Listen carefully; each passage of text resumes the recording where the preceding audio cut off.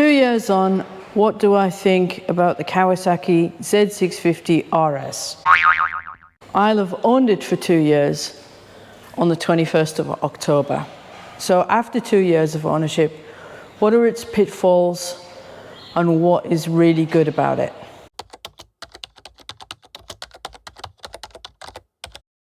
One of the biggest bone of contentions for this bike is vibration. It doesn't have a vibration problem all of the time, but it does have a vibration problem. And you feel it around about 80 kilometers an hour in fifth gear, and you can feel it through the foot pegs, and it also transfers a little bit to the handlebars, but not a lot. But it's not all of the time. That is, it's not all of the time at 80 kilometers an hour in fifth. It just seems to be when the bike gets really well warmed up. So after a good hour of riding, you start to feel that vibration problem through the pegs. Now, I know I don't ride with the thickest of bike boots. My adventure bike boot days are probably over. We'll wait and see. So I'm wearing former, just above the ankle length riding boots. The soles of those boots are relatively thin and I can feel the vibration. That's the biggest bone of contention for me with this motorcycle. I think everything else I can cope with, although it does have more shortcomings.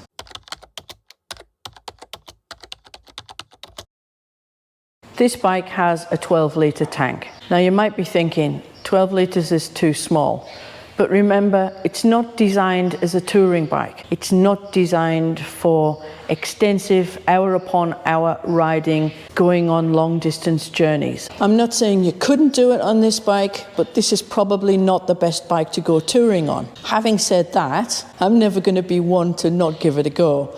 And we're about to take off to Tasmania. So this bike will be travelling down from South Australia into Victoria, onto the ferry, across to Tasmania, doing a lap of Tasmania, and then getting the ferry back to Victoria and then back to South Australia. I haven't got a clue how many kilometres we're going to be doing, but it's going to give it a fair test of its capacity when it comes to kilometres for that 12 litres. And it's also going to let me know a lot more about the hardness of this seat. Now, having said that about the 12-litre tank, this tank will give you 300 kilometres. After 2 years of ownership, I can categorically state you're going to get 300 kilometres out of this tank with a reserve. But to play on the safe side, I run it to about 280. Once that final bar starts flashing, I know that there's between 25 and 50 kilometres left, because usually by the time it started flashing and I've pulled into the fuel station, I've managed to get 10 litres or just over 10 litres in it.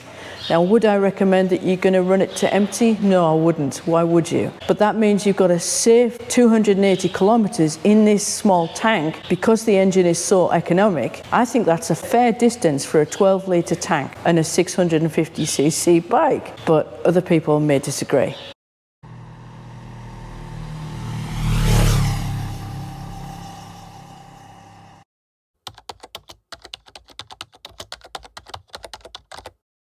Now, I think this seat is relatively hard, but again, it's not designed as a touring bike. It's very, very comfortable for an hour, and then it starts to get a bit, numb-bummish. The hardness of the seat is a factor. You can feel it. Now, it may be because I'm over 80 kilos and I'm pressing down on that small front of the seat quite a lot. It doesn't matter whether I move my bum backwards or move it closer to the tank.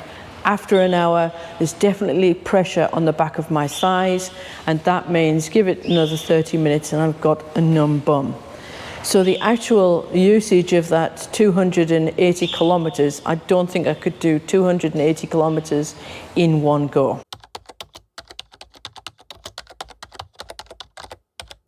The original tyres were Dunlop D214, and they're Sport Max. They're supplied with all of these bikes as far as I know. I assume it's not just Australia that gets the Dunlops. I have to say those tyres really shocked me. The wear on the front tyre was totally abnormal and on one side of the tyre. Now, I don't ride this bike on the track, so there's no real reason why the wear on this bike should mostly be on the left-hand side of the front tyre. The roads that we take and the routes that we take are not normally left-hand biased. They're a good even match of left and right. These tyres were replaced at around the 7,000 kilometre mark. Now there was more life in the rear tyre, but I'm not going to change the front tyre for another D214 with that kind of wear. So both tyres were changed at the same time. Was a bit of a waste of money if you think of it that way, especially when the two new tyres going on were close to $700 a pair fitted. So the tyres were a problem.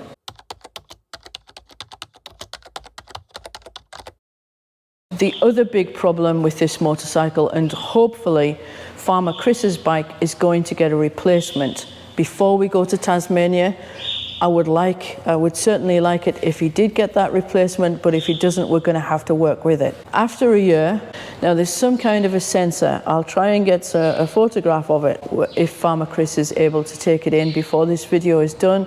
If not, I'll put it in the next video. There's a sensor somewhere on this motorcycle. I'm assuming it's somewhere near the gear shift, but it could be anywhere. The sensor picks up when the bike is in neutral or in first. The easy way to explain it is that it gave that, if anybody's ever had a flat battery and tries to start their motorcycle, you get that annoying clicking sound.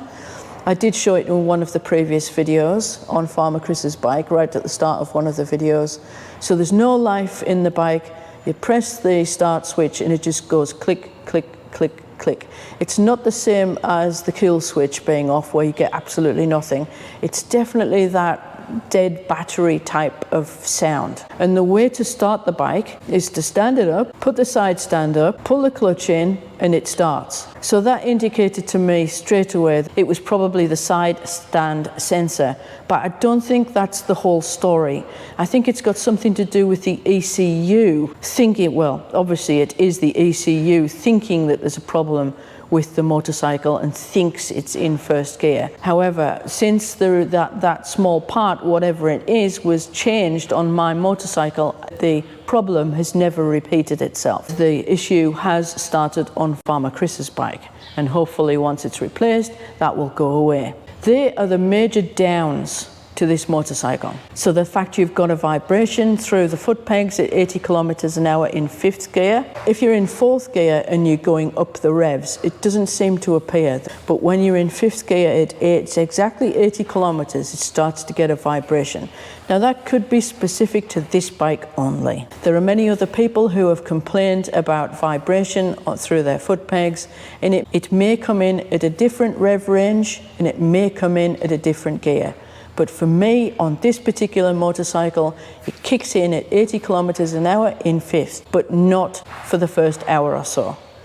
The bike needs to be really warm. The engine needs to be really hot and warmed up for that vibration to start. And then it becomes really noticeable. So the vibration, the sensor, the side stand sensor, or whatever the sensor is that's communicating with the ECU, they're the two problems, along with the tyre wear.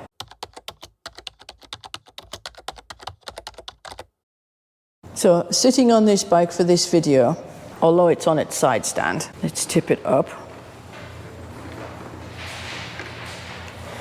The natural position for this bike is to be pushed forward. You're definitely pushed forward into the seat, and that's why I've got the pressure on the back of my thighs, and I can feel it just sitting here now. So sitting for any length of time like that means that it's definitely noticeable. Maybe it's not a problem for someone who's tall, but then again, I would think that this being such a small bike, it would be a problem to just generally ride it if you were over 6 foot, just because it's a really small bike. So next is the chain. The chain is about halfway through its life, I would say, regarding stretch. It's had multiple adjustments, and it may be that it's just me liking to keep on top of the tightness of the chain rather than letting it run slack. But the chain is about halfway through its wear bars. Now, I didn't take notice when I got the motorcycle where the chain started on those wear grooves. So I can't say that it's used up half of its entire life, and it's still got half of the wear bars on the actual chain marker left. So at 7,000 kilometers, I think that's pretty good. The chain is showing no tight spots. There's no particular rust on any parts of it. I do keep it thoroughly lubed and cleaned after each ride. I guess it's just like everybody else who owns a motorcycle. If you take care of it, it's going to take care of you. The rear wheel nut for chain adjustment had a split pin pushed through it. And of course, with a split pin, you're bending the ends back around the nut itself. To do chain adjustment on the move, or if you're away somewhere, that would make it particularly hard unless you had an extensive toolkit under your seat or carried in your luggage. So that has been replaced. Inflating, we've got an air compressor here in the farm shed, and inflating these tires has been a particular pain in the neck, mainly because you can't get anything in there to get a radar of the tire pressures. So we've had 90-degree angled valves put in, which means that at least we can get a tire pressure gauge in to read what the pressure is in the tire without having to move the bike backwards and forwards and get the valve in the right position so you can get the gauge behind the brake disc. It's all kinds of an annoyance when it comes to taking the tire pressure for this bike. One of the best things about this bike is its slipper and assisted clutch. So as you can see, I'm doing this inside because it's raining, as you can hear. And being in a tin shed, it's also very humid today. So having a slipper clutch is very forgiving. This motorcycle in Australia just comes in one version, which is learner legal, if you like. It's called LAMS in Australia. And I believe that in Europe, there are two different versions. So there's an unrestricted version and a restricted version. So off the shelf in Australia, you can't buy an unrestricted version. But what you can do in Australia is get a ECU flashing kit, or a harness if you like. And in this instance, it comes from Woolwich. Let me tell you, it is not illegal to flash your ECU. There are bikes on the road in Australia which are way more powerful than this motorcycle, and it's not illegal to flash a learner legal bike. What is illegal is to sell this bike to a learner with a flashed ECU. That's what's illegal. Anyone coming out of the woodwork, as a few did on the last video I did, which did a talk around this particular motorcycle at a year old, effectively told me that what I was doing was illegal. That's not the case. People do all manner of modifications to their motorcycles. You just need to declare it to your insurance company, but also to put it back to learner legal if you're going to sell it, unless you have absolute confidence that the person you're selling it to has had their full motorcycle license for the required amount of time. It's measurably increased the brake horsepower up to de-restricted levels, and therefore we get a lot faster take up on the throttle, and it swims through the gears faster. It's just such a capable bike, unrestricted. Now, I didn't ride this bike restricted, so I have never experienced what the bike is like as a learner legal motorcycle. So I can't tell you what the difference is because I don't know what the difference is. This bike has always effectively been unrestricted. When the bike was brand new, getting on the throttle, it seemed like an instant take-up, which was an annoyance for the Speed 4, which I once went out and test rode on. It seemed to be too on-off, and too quickly. Over time, it's actually stretched a little bit. Having said that, the throttle is extraordinarily responsive. The take-up, going through the gears is a dream. It goes through them quickly because it's got the slipper-assisted clutch. There's no jerking if you get the changeover wrong, and coming down the gears is the same. It doesn't have the clunk of a lot of other bikes, especially the Yamahas. I always found my Yamahas had that distinctive clunk getting into first gear when first pulling away, and it doesn't have that. It's a nice gentle gearbox. And I assume because it's got the ER6 engine, it's an old engine design, but I don't care. It's a beautiful engine, and it really gets up there, and it gets up there way too quick. Here in Australia, we have 110 km/h speed limit on most of the highways and freeways, and which is around about 67 miles per hour. This bike in the twisties, it's too flickable, it's too quick to dip in, it's way too quick. It's perfect once you get used to it. It's not like lugging a heavyweight bike around. Not that I'm saying, I think the R1 had the largest engine capacity of a bike I've ever owned, and it was very capable, but it was designed as a sports bike. This is not designed as a sports bike, but this is as flickable as the R1 ever was. This thing dips in as easily as putting a knife through butter. It really does. I know that's a terrible analogy, but there you go. And if you learned, I learned when I first started riding, I learned in Scotland, in the UK. I was in a group of learners which had we were all on the same bikes, GS700s or AR5s. And we were all taught the same thing about counter steering. And this bike, counter steering, round corners, this bike could hold its own on a track. Of course it couldn't hold its own on the long straights, but when it comes to cornering, this bike has got everything you need for cornering ability and agility. It is extremely agile. Like it or hate it, the suspension has practically no adjustment. So it's got preload adjustment on the back if you're carrying a passenger, although the size of the rear seat, I wouldn't recommend it. It would have been all right for me when I first started taking out my son, who was 13 years of age at the time. He would have fitted quite nicely on the back seat, but I'd say any reasonable sized person, you have no chance. The suspension is really well balanced. I don't feel any wallowing in dips. I don't feel any major jerks when going over our South Australian rough, awful roads. As I'm only carrying between sort of 30 and 40 litres in luggage at any point in time, I wouldn't be playing with the preload.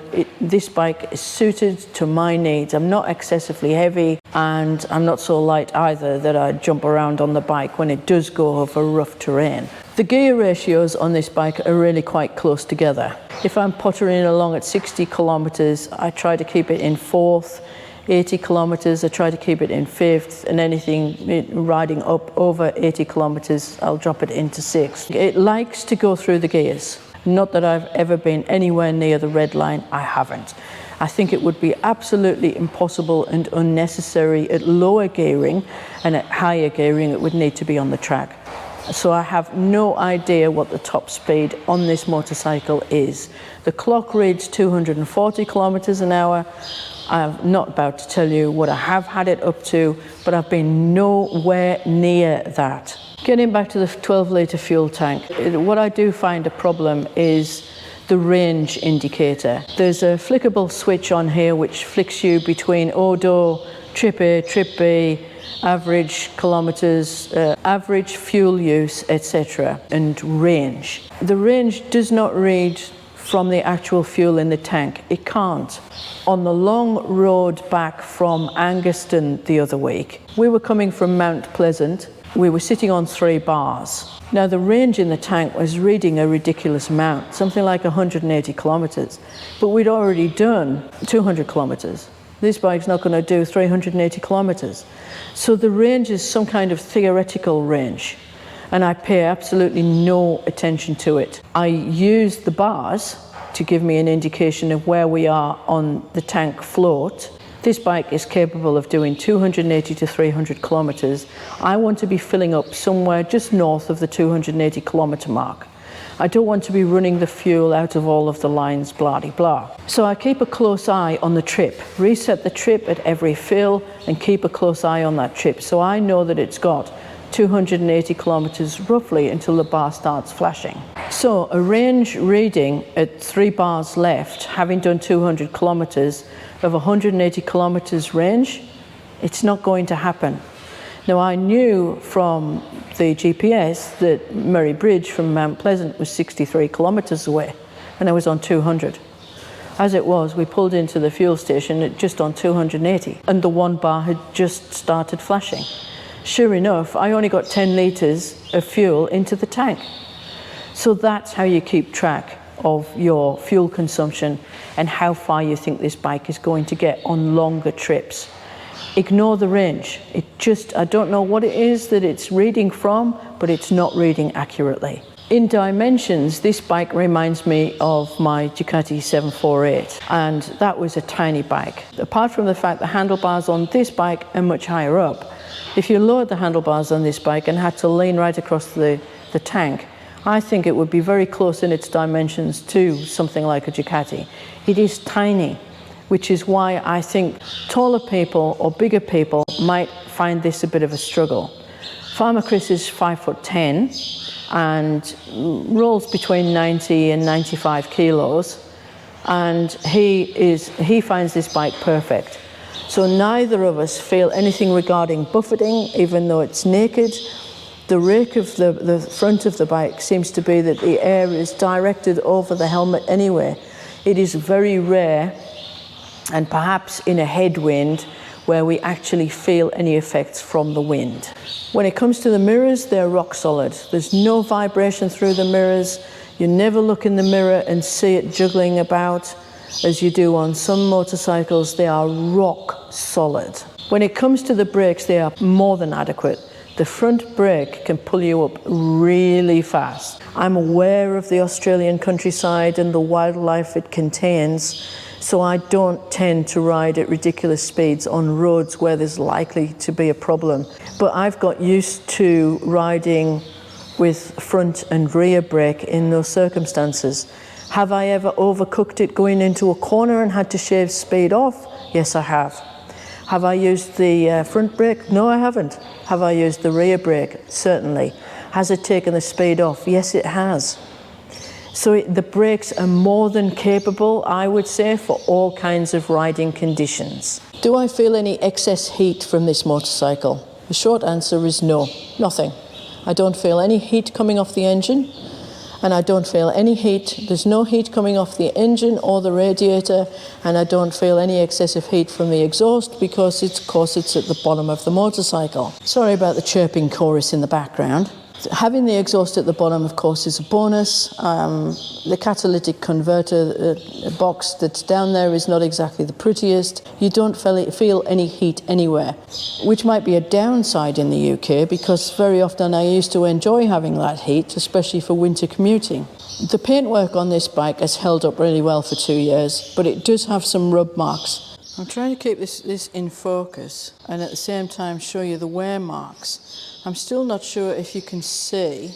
You can just see them there. So there's a wear mark there. Sorry, it's going in and out of focus being the camera, the phone, and a wear mark there.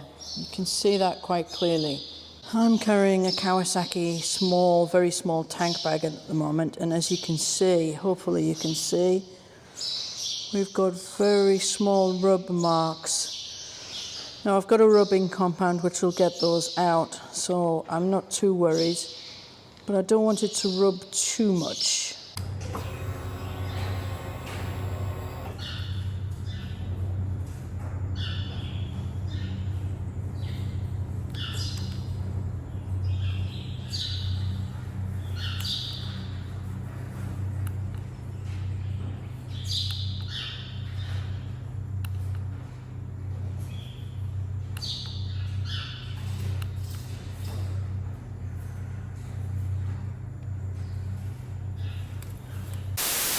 What do I think about this bike 2 years on? I still love it, I still want to own it, and I still want to ride it. Watch the next set of videos to see how we get on in Tasmania on a touring trip. I'm sorry about the broken video footage on this, but the GoPro is in the medium mod so that I get voice recording, and it keeps shutting down because it's too hot. If you enjoyed this video, please give us a big thumbs up. Can you please subscribe to the channel because we desperately need more subscribers. And we'll see you in the next one. And until then, love you long time.